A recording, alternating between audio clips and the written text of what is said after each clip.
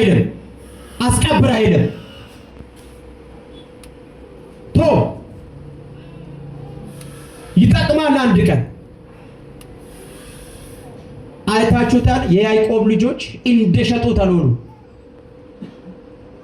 በሸጡበት በተሸጣበት ሄዶ ነው በችግራቸው ቀን መፍትሄ የሆነው። አንድ ቀን ይጠቅማል ወንድምህ፣ አንድ ቀን ይረዳል ወንድምህ፣ አንድ ቀን ከወደቅበት ያነሳል ወንድምህ። ወንድሜን አትጥላ። ወንድምን ለወንድሜ ጉድጓድ አትቆፍር።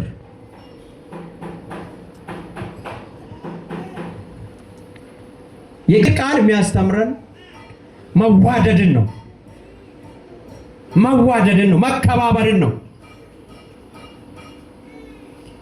ደስ ስትለው እንዴት እንደሚሰሙ በቃ አትጥላ። ምን ይላል መሰላችሁ? ከመጀመሪያ የሰማችን እንዋደድ የምትል ይቺ ናትና ከክፉ እንደነበረ ወንድሙንም እንደገደለ እንደማን? እንደ ቃየል። ወንድሙን ምን እንዳደረገ? ቃየል እኮ ወንድሙን አላስገደለም፣ ራሱ ነው የገደለ። አስገደለ ወይስ ገደለ? ራሱ ነው የገደለ።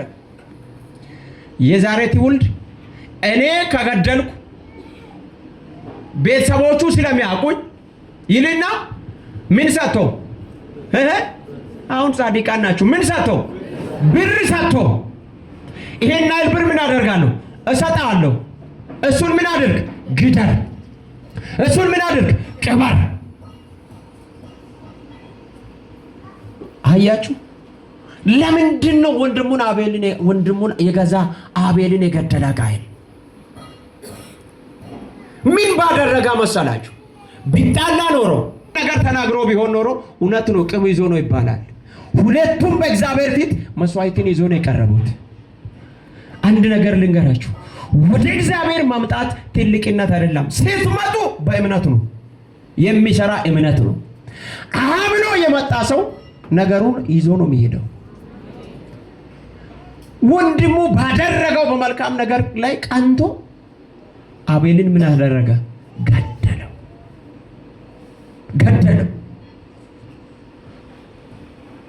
የዛሬ ህዝብ ይለያል። ጌታ ይባርካችሁ። እንዲህ የእግዚአብሔርን ቃል ጸጥ ብላችሁ እንደሚሰሙ ፍጥረታቶች ሁሉ እናንተን ይስሙ። አሜን። ነገስታቶች እናንተን ይስሙ። አሜን። ተመልከቱ፣ ክፍሉ ነው የሚናገረው። የአቤል መስዋዕት ቃየል እኮ አይደለም የተቀበለው፣ እግዚአብሔር ነው። እግዚአብሔር መስዋዕትን አይደለም የሚያየው፣ የሚሰጠውን ነገር አያይም። እግዚአብሔር መስጣትን አይደለም የሚያየው፣ መሰጣትን ነው። ምንድነው? እግዚአብሔር በመስጣት አይደሰትም። እግዚአብሔር የሆነ ነገር በማድረግ አይደሰትም። እግዚአብሔር የሚደሰተው ከመስጣት ያለፈ በመሰጣት ነው። አቤል ከተሰጣ በኋላ ነው እየሰጠ። ቃየል ከሰጣ በኋላ ለመሰጣት ሊሆን ይችላል፣ አይገባኝም። ካላቸው ነው ያቀረቡት። የአቤል የበለጠ የቃየል ያነሳ ስለሆነ አይደለም። እግዚአብሔር አሁን የሚፈልገው መስጣትን ሳይሆን መሰጣትን ነው። ከተሰጣን ለእግዚአብሔር ከተሰጣን ለእግዚአብሔር ከተሰጣችሁ ነገራችሁን ለእግዚአብሔር ከሰጣችሁ እናንተም ለእግዚአብሔር ከተሰጣችሁ የኔ ነገር በእግዚአብሔር እጅ ነው፣ እኔም በእግዚአብሔር እጅ ላይ እንደው እንዲህ ይላል እግዚአብሔር ቃል፣ እናንተ የራሳችሁ አይደላችሁ አይልም ወይ ይላል። በሚሰጡት ነገር ላይ ወይም እግዚአብሔር በሚሰጣችሁ ነገር ላይ አትደሰቱ። ቀድማችሁ ለእግዚአብሔር ተሰጡ። ከተሰጣችሁ በኋላ የሚሰጡትን ጥቂት የሚሆን ትልቅ እግዚአብሔር ደስ ብሎ ይቀበላል። አሜን በሉ። ከመስጣት መሰጣት